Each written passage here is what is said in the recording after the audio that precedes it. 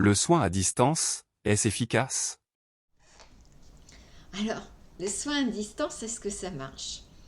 Au tout début, que j'ai commencé, j'allais dire le magnétisme, le soin énergétique, je m'étais dit, je ne ferai jamais de soins à distance. Que c'était pas faisable, que c'était des histoires, voilà, et que j'étais incompétente. En gros, c'était ça. Et puis un jour, j'accompagnais quelqu'un en soins énergétiques et en relaxation. Et puis, je devais partir une bonne semaine. Et je lui dis spontanément, si vous avez des soucis, vous pouvez m'envoyer un petit SMS et je vous ferai un petit soin à distance. Je ne sais pas pourquoi j'ai dit ça, parce que d'habitude, je me tais, je ne dis rien. Je ne propose jamais de soins à distance. Et là, spontanément, j'ai été lui proposer. Donc dans ma tête tout de suite, ça a fait ouh, qu'est-ce que t'as été dire là? Mon Dieu, pourvu qu'elle te téléphone pas. Ah ben, manque de peau. Je vais en vacances et qu'est-ce que je reçois à un moment donné? Un petit SMS.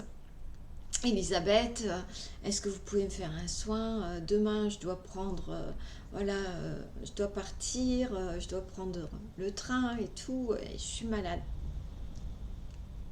Je dis, bon, bah écoutez, je vais vous faire un soin à distance et puis vous allez voir, ça va aller mieux. Je lui ai fait le soin à distance. Je me suis connectée à cette personne, aussi toujours dans cet esprit de neutralité, mais avec cette intention de lui envoyer cette énergie. Et bien le lendemain soir, je reçois un SMS et elle me dit, oh, Elisabeth, merci beaucoup, je suis arrivée à destination et en pleine forme. Voilà. Eh bien, c'était peut-être le moment pour moi, justement, de prendre conscience que le soin à distance, c'était tout à fait possible et tout à fait faisable. L'accord de la personne est-il nécessaire pour faire un soin? Alors, le soin à distance, comment obtenir, j'allais dire, l'accord de la personne qui va recevoir le soin?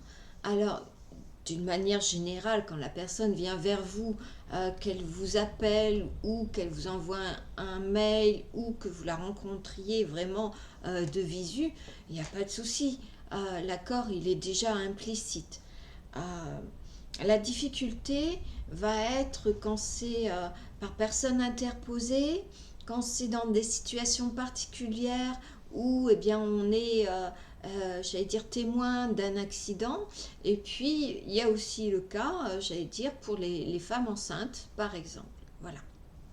Donc, euh, moi, je vous invite fortement eh bien, à trouver votre façon de faire. Mais moi, personnellement, je fais une demande au guide de la personne. Ça, c'est la première chose. Et la deuxième chose, c'est ma neutralité. Ma neutralité, avec la petite phrase, ma petite prière que je fais en amont, me permet justement eh bien, d'être dans le respect de l'autre. C'est-à-dire que je me respecte parce que j'ai envie d'envoyer cette énergie qui est remplie d'altruisme, de compassion, d'amour, voilà, sans faire fleur bleue, hein, attention, hein. Mais c'est cette énergie-là. Donc là, il n'y a pas de souci. Je me respecte en envoyant ça. Seulement, l'autre en face, euh, il est libre de la recevoir, de l'accepter ou de ne pas l'accepter. Et ça, nous, en tant que thérapeutes, nous devons en être conscients et nous devons aussi l'accepter. C'est pour ça que cette neutralité est fondamentale. Donc, je peux envoyer l'énergie à l'autre, mais sans vouloir, sans pouvoir, d'accord? Sans je veux absolument que cette personne guérisse, ou avec un ego démesuré, mais moi je peux guérir tout le monde. Voilà.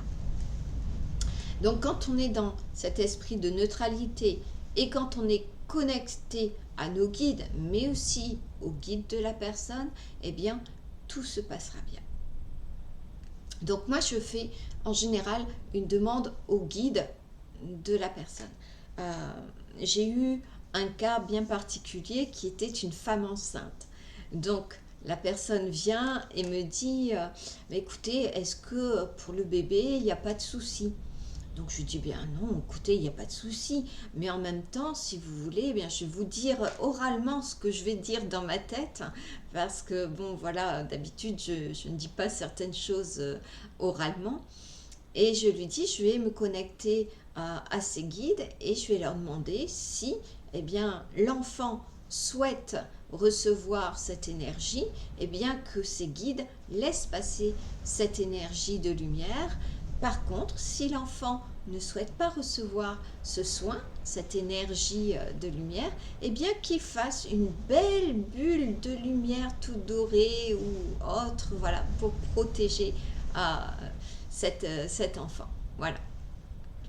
Donc, je l'ai fait et à la fin du soin, je demande à la personne si elle a ressenti quelque chose. Et la maman m'a bien verbalisé, eh bien écoutez, mon ventre, il était tout chaud. Et j'ai pu lui confirmer, parce que moi, quand j'ai fait le scan, quand j'ai fait le soin, c'est vrai qu'au niveau du haut de son ventre, eh bien, j'ai ressenti beaucoup de chaleur. Voilà comment, eh bien, avoir, j'allais dire, cet accord de l'autre et d'être dans le respect de ce libre arbitre.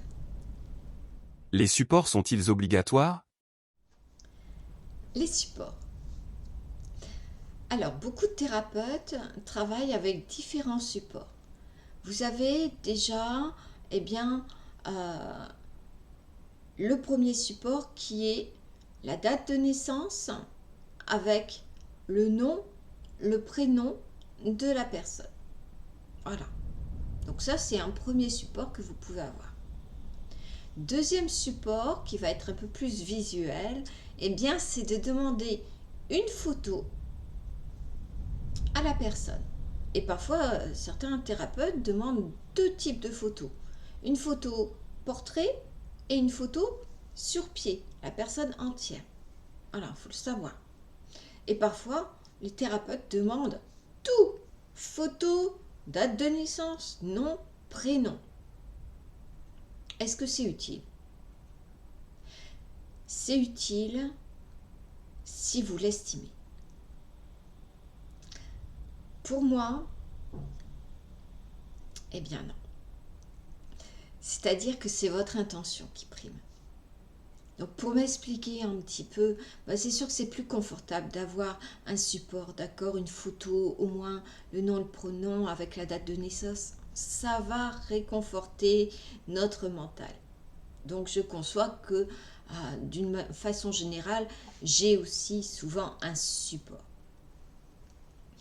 Mais il m'est arrivé une fois d'avoir donc une personne en soins et qui me dit, vous savez, Elisabeth, j'ai mon petit-fils qui est malade, il y a plein de boutons, est-ce que vous pourriez faire quelque chose?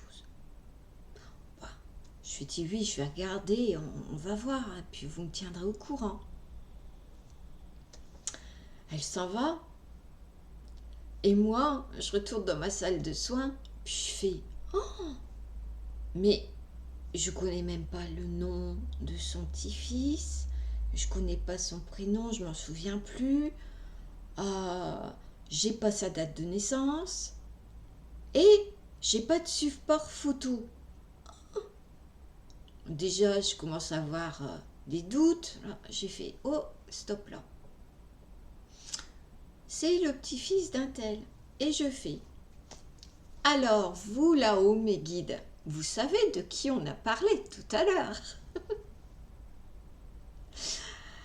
Comme je leur fais entièrement confiance, je leur dis « Eh bien, allez, on va bosser sur cette personne-là. » Voilà.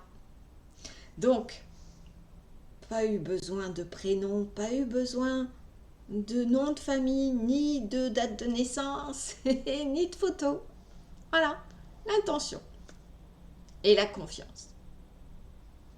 Je me suis préparée de la même façon et j'ai demandé, comme c'était une demande par personne interposée, j'ai aussi demandé au guide de cet enfant, eh bien, d'envoyer cette énergie si c'était bon pour lui, ou alors, eh bien, s'il souhaitait ne pas la recevoir, eh bien que cette énergie aille ailleurs. Voilà, toujours cet esprit de vraiment de respect de l'autre. J'ai fait mon soin, comme d'habitude. Le lendemain, la personne me rappelle et me dit, Elisabeth, c'est magique. Oh, regardez, elle m'a envoyé là une photo. Là, je l'ai eu, ma photo. Avant, après, elle m'a fait. Et pratiquement plus aucun bouton. Donc, vous voyez, même sans support, ça marche. Y a-t-il une façon de faire? Alors, est-ce qu'on est obligé d'établir, j'allais dire, une façon de travailler, c'est-à-dire de prévenir votre patient qu'il va y avoir un soin de fait à telle heure? Personnellement, ce n'est pas une obligation, hein, mais vous pouvez le faire, c'est-à-dire que vous pouvez travailler de cette manière-là.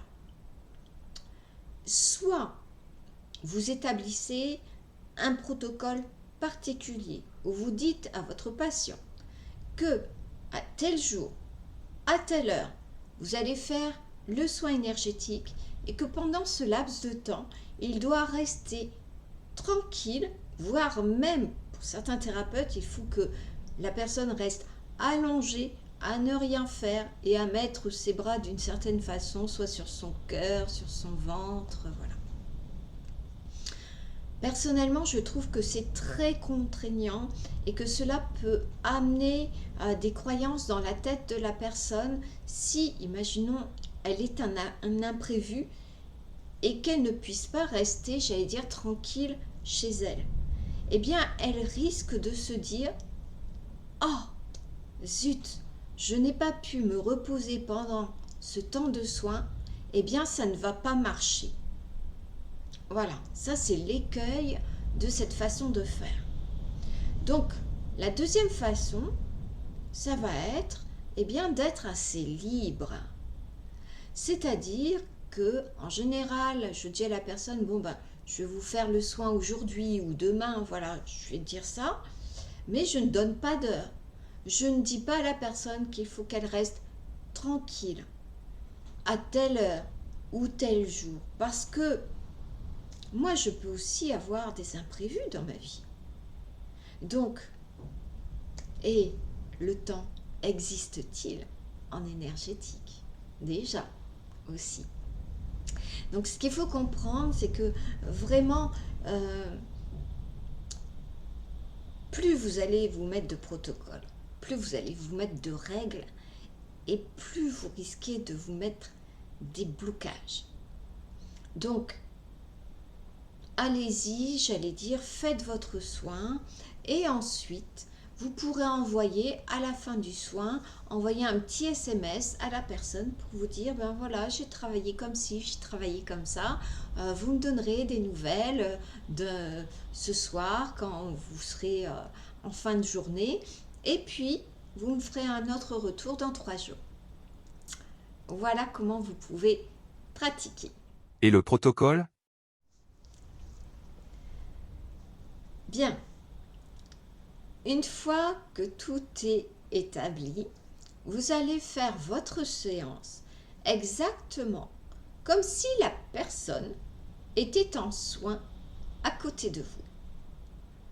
De toute façon, je vous rappelle que la personne soit à 5 cm, à 1 mètre, à 10 mètres, à 100 km, à 1000 km, quelque part, c'est la même chose.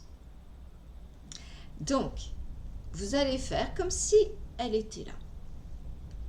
Si vous travaillez dans votre salle de soins, vous pouvez bien sûr faire comme si elle était allongée sur votre table de soins. Vous pouvez même la symboliser. Voilà. Vous pouvez mettre une couverture qui va la symboliser ou vous pouvez mettre sa photo avec son nom, voilà. C'est une possibilité. Et vous allez commencer le protocole tel que je vous l'ai enseigné pour quelqu'un qui vient en présentiel. Donc, vous allez vous préparer de la même manière. Vous vous connectez à la personne. Vous faites le chakra terre, vous faites le scan et vous commencez vos 7 impositions de main le long des 7 chakras. Une fois que c'est fini, eh bien, vous faites le lissage et ensuite, vous remerciez et vous coupez le lien. Donc, cette manière de faire, elle est assez simple quand, j'allais dire, vous êtes chez vous, mais soyez rassurés. Même si vous êtes, j'allais dire, à l'extérieur, imaginons que vous soyez même en vacances, eh bien, vous pouvez le faire en visualisant la personne à côté de vous, tout simplement. L'important va être votre connexion, votre état d'être et votre neutralité.